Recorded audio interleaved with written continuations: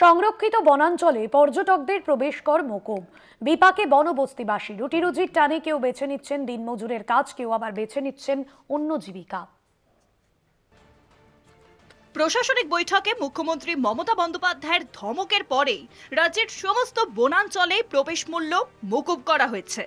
এক্ষেত্রে বহু পর্যটক যারা এতদিন ফির কথা ভেবে জঙ্গলে যেতে পারতেন না, তারা এবার খুশি।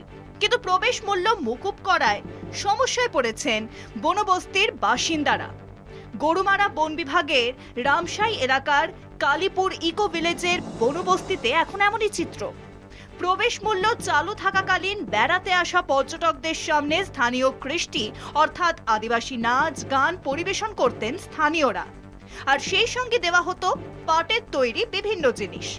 বছর শেষে বন দপ্তরের তরফে তাদের হাতে তুলে দেওয়া হয় আয়ের 25% টাকা, আর সেই টাকা জয়েন্ট ফরেস্ট ম্যানেজমেন্ট কমিটির সদস্যদের মধ্যে ভাগ হতো।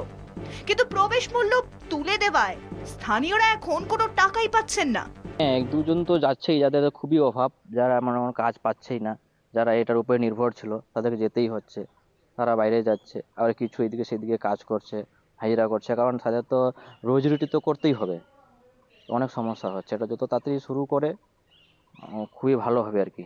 এখন তো কোনো কাজ নেই, যখন থেকে আমাদের রিসোর্টটা বন্ধ হচ্ছে তখন থেকে আমাদের কোনো কাজ নেই। রিসোর্ট বন্ধ হয়েছে না টিকিট বন্ধ হচ্ছে? টিকিট বন্ধ হচ্ছে, টিকিট বন্ধ হয় তো রিসোর্ট বন্ধ, এই অবস্থাই তো হয়ে গেছে। আচ্ছা, যে যখন যে আমাদের পাবলিক আসবে দেখার জন্য, যে দুই পয়সা আমরা ইনকাম করব, সেই পয়সাটা আমরা কিছু ইনকাম করতে পারতেছি না, তাহলে আমরা চলবো কি রকম করে? আমার চলার কোনো উপায় নেই। এখন কি করবেন ভাবতেছেন? এখন তো আমরা রিসোর্টটা খোলার জন্য ভাবতেছি। প্রবেশ মূল্যের মধ্যেই ধরা থাকতো বনবস্তিবাসীদের নাচ গান এবং তাদের হাতে তৈরি বিভিন্ন দ্রব্য বাবদ টাকা। গত 1 মাস ধরে এই টাকা তাদের ঘরে আসা বন্ধ হয়ে গেছে।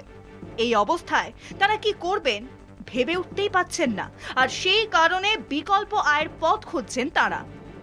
জলপাইগুড়ি থেকে সুজিতদের রিপোর্ট, কলকাতা টিভি।